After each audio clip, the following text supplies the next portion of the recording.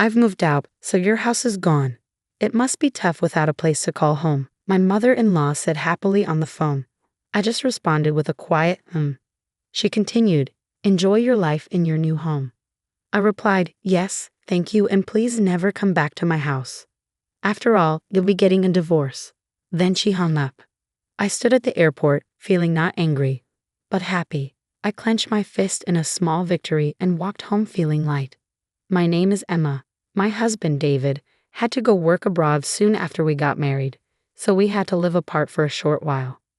David and I had been dating for 5 years before we got married, and we had lived together too. We trusted each other a lot because of our long relationship. I wasn't worried about David cheating on me. I just hoped he stayed safe while he was away. Our days should have been calm, even though sometimes I felt lonely, but things got complicated when my mother-in-law decided to move into our house. She got divorced when David was young. When she found out David was going overseas, she said, I'll keep an eye on you, Emma, to make sure you don't cheat. She started living in our house without asking us first. It turns out she was cheated on and left by my father-in-law, who disappeared afterwards.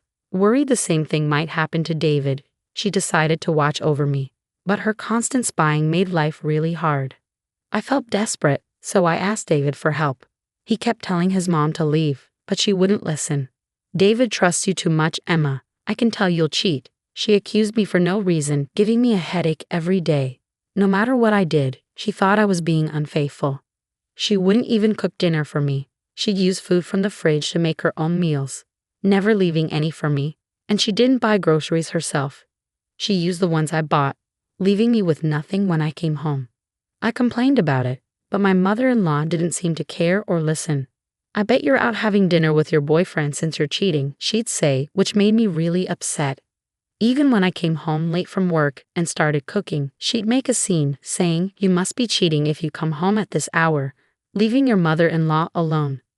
During my busy work times when I often came home late, she'd always accuse me of cheating. It stressed me out so much that I felt sick. Please, I'm begging you, just leave. I'm not cheating. I really love David, I told her. David, who was too busy to come back to the US, tried his best to get his mother to leave. But her response was disheartening.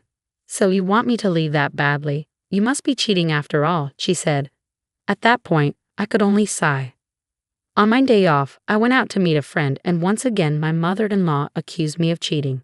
She was determined to catch me in the act and clumsily tried to follow me. She hid behind lampposts and her house's brick wall, trying to stay out of sight. I just ignored her and went on with my plans.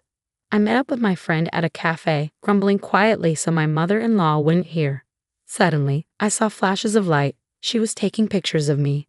My friend, Abby, who I've known since our student days, looked suspicious and asked, what's that?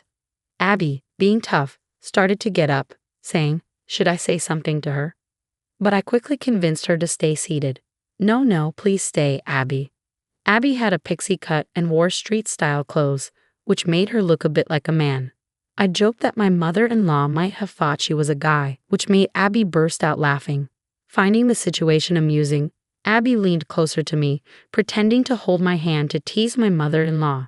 Each time my mother-in-law took a picture, she seemed thrilled, snapping away while her nostrils flared with excitement. It was so ridiculous that I couldn't help but laugh along. After witnessing my mother-in-law's silly antics, I felt relieved and went shopping with Abby before we said goodbye.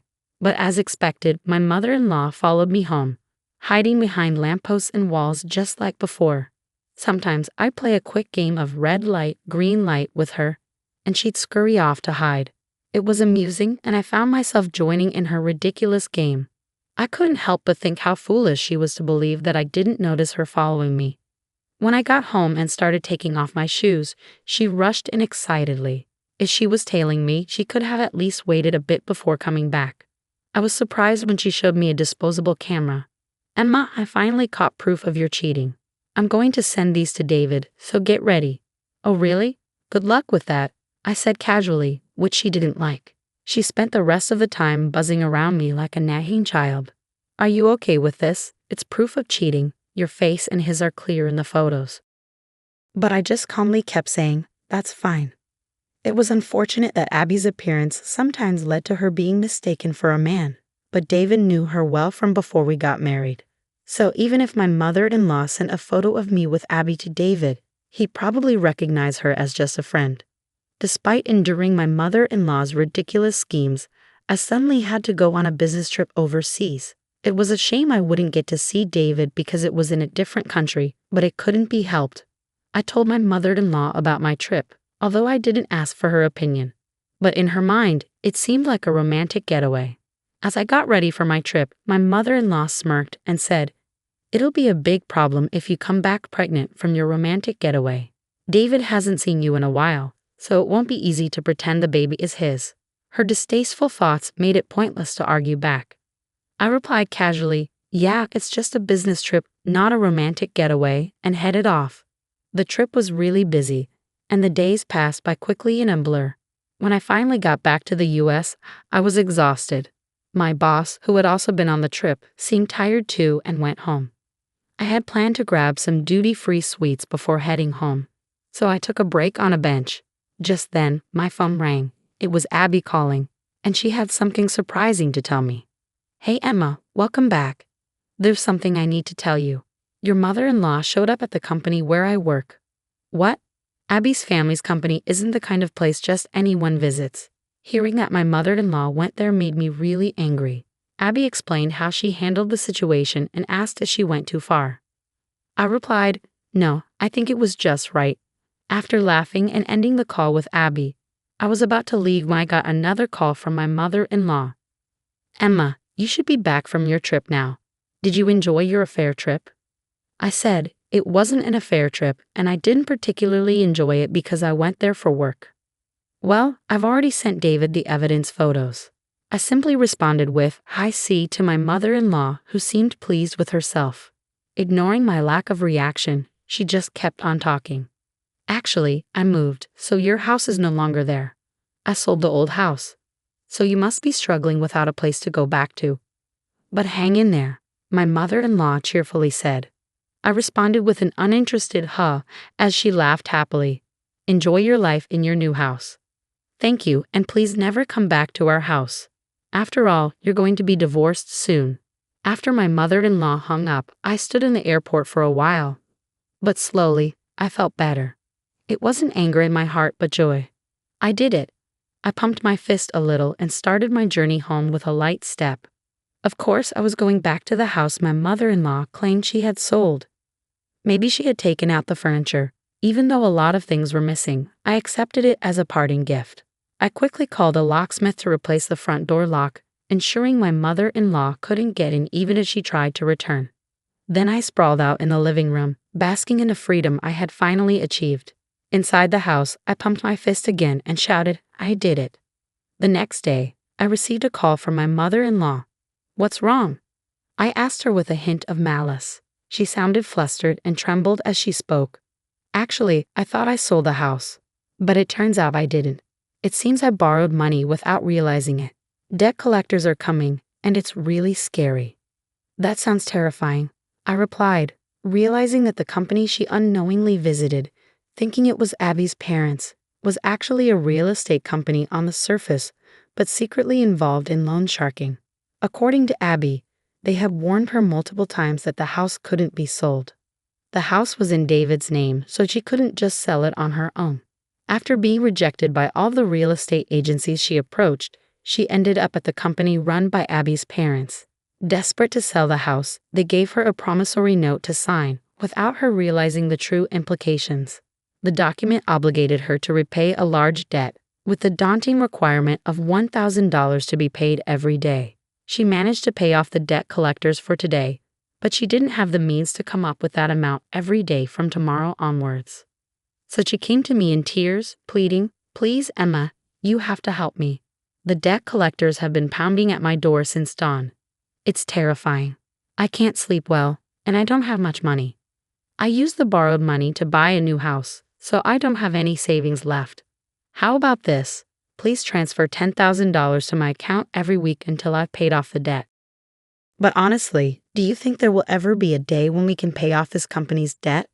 Even if we combine my income with David's, it's impossible to come up with that much money every week. I'm sorry, but your only option is to work hard and earn it yourself. What? Like there's a job out there where I can make $1,000 every day. Well, why not try talking to the company you borrowed money from? Maybe they can help you find a good job. I meant it as a joke, but my confused mother-in-law responded, Really? Then I'll go and see, and hung up. I sighed to myself, realizing there was no stopping my mother-in-law now. Later, I heard from Abby that my mother-in-law had suddenly shown up at the company and said, I have no choice but to work because I have no money. Is there a simple and easy job where I can earn more than $1,000 a day? Abby and her team managed to find my mother-in-law a job, but it wasn't what she expected. The company was one where many employees lived in rundown shacks serving as dormitories. At this company, the workers toiled tirelessly day and night, often doing physically demanding labor. Even elderly individuals were pushed to work relentlessly. My mother-in-law seemed to be working herself to exhaustion. The workplace dormitories were fenced in with barbed wire, resembling a prison, and employees were blindfolded and transported to and from work in vans, leaving them unaware of their location. She'll be free, won't she? She can pay off the debt, if that day ever comes, Abby said with a smile. She's a dear friend of mine, but I can't help feeling a bit frightened for my mother-in-law. Several weeks after my mother-in-law disappeared, David's overseas assignment ended, and he returned home. When I explained what had happened to David, he simply said, There's nothing we can do about my mom. All we can do is wish her well from a distance. It became clear that David never really got along with his mother. While he tolerated her because she was his mother, it seemed he had run out of patience with her constant suspicions about me, his wife. When I asked David of the supposed evidence photos of my infidelity, he said, Oh yeah, as if he had forgotten, and handed me a photo from his bag. That's Abby, right? I have no idea why my mom would think this is proof of infidelity. I actually had a big argument with her on the phone. I told her I cut ties as she kept suspecting you, Emma, but she wouldn't listen. It really frustrated me, but I thought this was a good picture, so I brought it home. It's true, my mother-in-law might have had a talent for photography. What a shame. The photo she took of Abby and me with the beautiful scenery in the background had a certain style, like a page from a photo album. It was amusing how Abby was playfully making a peace sign behind her back. That was just so like her. We really owe Abby a lot. We should visit her properly sometime soon. Just be careful not to sign any documents she might try to give you. I'll never sign anything from Abby. David and I chuckled together. Finally, we were able to live like a newlywed couple. We had no idea what happened to my mother-in-law after that, but she's probably still working hard somewhere in the States. We could have found out where she was by asking Abby, but neither David nor I had any desire to track her down. David and I continued to live happily together, and eventually we welcomed our first child. We're enjoying our blissful days together.